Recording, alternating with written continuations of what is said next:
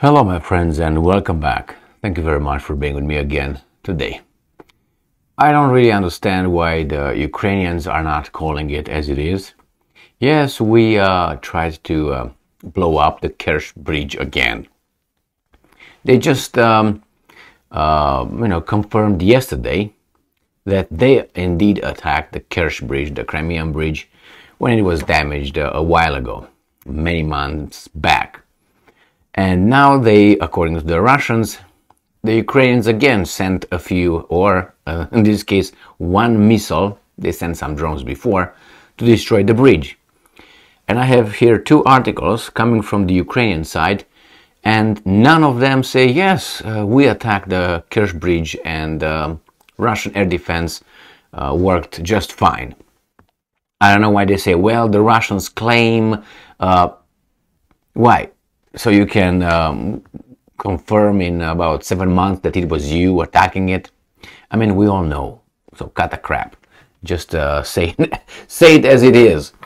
So, explosions heard in Kerch as occupation authorities declare missile interception. The new voice of Ukraine. So this is the great achievement of engineering and construction. So multiple explosions were reported in Crimea on July 9th, today, as Russian forces claimed that they had downed a cruise missile in the Kerch area, according to Radio Free Europe, Radio Liberty's Crimea service.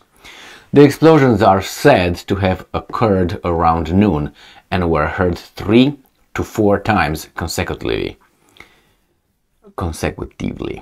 Sergei Aksyonov, the Kremlin-appointed head of Crimea's occupation authority, claimed again that Russian air defense forces successfully shot down a cruise missile, and quote, resulting in no reported damages or casualties.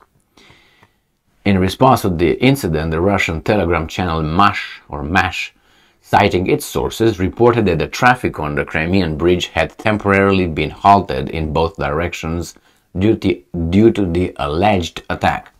However, by 1:17 p.m., Mykola Lukashenko, the Kremlin-backed head of the Ministry of Transport of Crimea, announced that traffic had already been restored. Regular explosions have been heard in the Russian-occupied Crimea since 2022, with Russian authorities often attributing them to air defense drills while accusing Ukraine of instigating attacks. In October 2022, an explosion occurred on the illegally constructed Crimean bridge. Presently, the peninsula operates under an elevated yellow level of terrorist threat, according to Russian authorities. You see, again, an explosion occurred. Yesterday, you idiots, you confirmed that it was you who blew it up in October 2022. So what's this stupid game? Look what's over here. Crimean bridge must be destroyed, says Zelensky's advisor. So let's see what this guy is saying. And this was on August 17, 2022. Crimean bridge must be destroyed. And let's see who was the advisor. Mikhailo Podolyak said in an interview.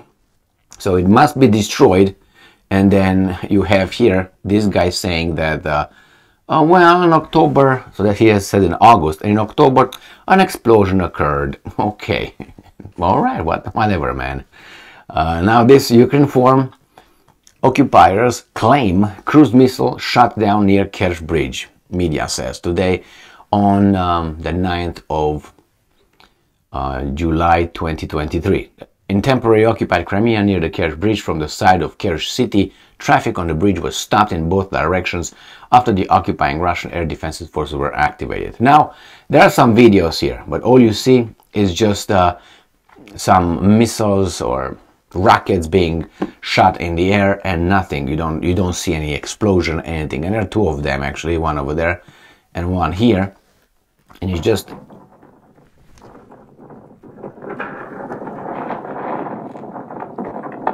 the missiles flying, but no explosion or anything like that. That's one, and the other one, let's play this one because there's nothing dangerous here.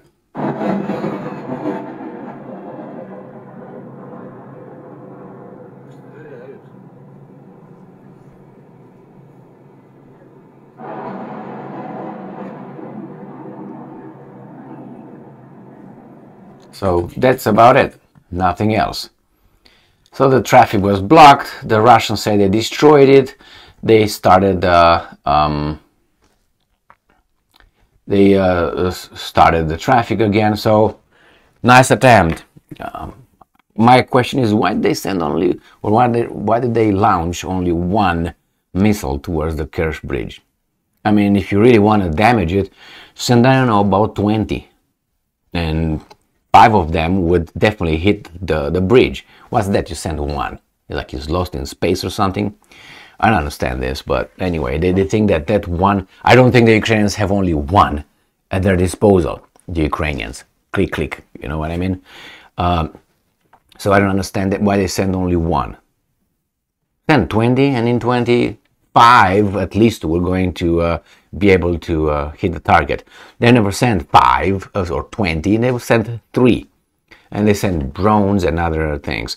And it seems like the Kerch Bridge is very well defended in the air, because if you remember the explosion that occurred in October 2022, it was done by a truck that drove over the Kerch Bridge and detonated while the vehicle was on the Kerch Bridge. So it was not a successful missile attack or drone attack. Yes, they attempted many times to hit the Kerch Bridge, maybe, as far as I know, at least 10 times, no, not 10 times, 10 by using 10 means, drones and missiles, and nothing happened. They didn't destroy it, they didn't touch it. So probably they know they can't, but you know, sometimes you have to, you know, flood the air defense systems with a lot of projectiles. But maybe they know what they're doing, don't you think? I think so. So we'll find out. The fact is, they're trying to destroy this, I would say, civilian infrastructure. But these guys here are claiming that no, because they supply their military across that bridge. It's obviously a military target right now. And I made that claim that if you just go like that, then you can find out that everybody is a legitimate military target, because the population actually, you know, processes food and feeds the army. So therefore, you're going to destroy a business that processes food for the military as well as for the civilians. I mean, the military uses roads. They're going to blow up all the roads. The military uses air. What are they going to do with the air? Give them some chemical weapons or something?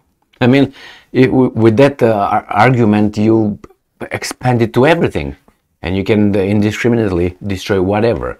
Or you can say, well, I don't know, the families support, you know, morally the military.